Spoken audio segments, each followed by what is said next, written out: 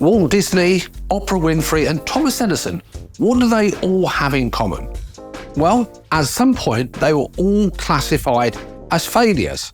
Now, as a business owner, as an entrepreneur, you're bound to fail sometimes, so you're going to be in good company. When Walt Disney first introduced Mickey Mouse, it was met with rejection after rejection.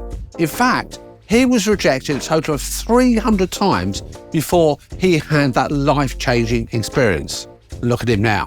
Oprah Winfrey, another benchmark, beacon of resilience, faced also numerous challenges in her own life. Did you know she was born into poverty? And she was actually fired from her first job as a news anchor, and she made several failed investments, including a restaurant and a movie studio. She's got lots of results. Thomas Edison was quoted as saying he had lots of results, several thousands of things that didn't work. But did you know Thomas Edison, apart from inventing the light bulb, something we take probably for granted these days, he has got several thousands of patents to his name. And in this week's I Hate Numbers video, we're going to be looking at failure, why you should embrace it, and how you can deal with it itself. Let's crack on with the video.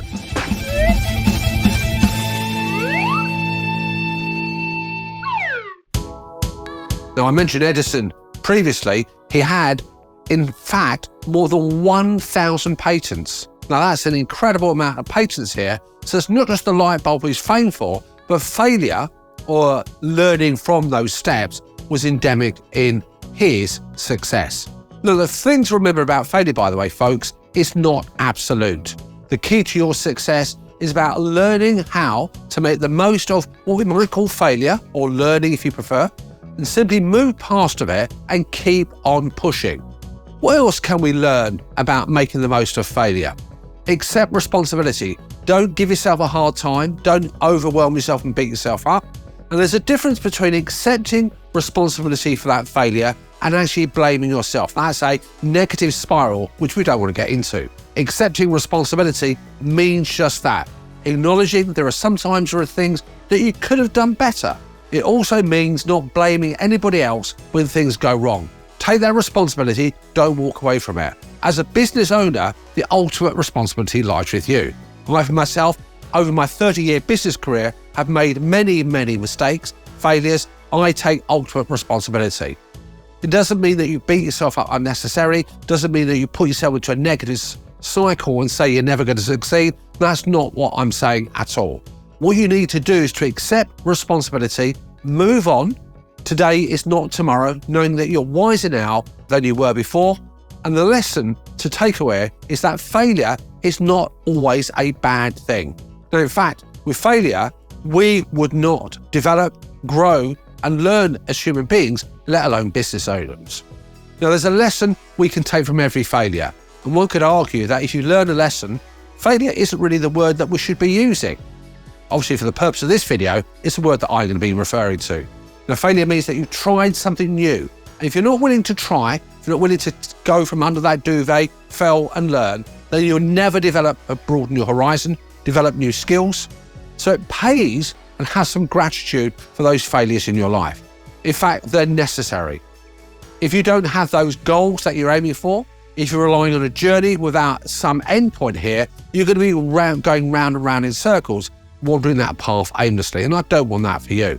However, don't always focus on the end result. Look at the journey that you're taking as you go along.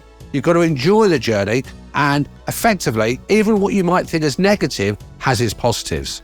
If you've enjoyed the journey, taken that chance to learn and grow, then it hasn't been in vain. Even if you don't reach that end destination, your end goal, you've expanded your horizons, you've expanded your world, fine-tuned your skills, and let's face it, you've learned things, you've made new contacts. If you've got myopic and tunnel vision and a completely result focus, then you won't be able to appreciate those steps, those achievements that you're making along the way, and you're going to end up feeling really bad and really terrible. What else can we take on board? Well, check your self-talk. From a young age, we're taught to speak nicely, or certainly we should be, and that the lessons of being kind to yourself tends to fall by the wayside. We may also lose that ability to be kind to others, but that's a topic for another time. Self-talk matters enormously.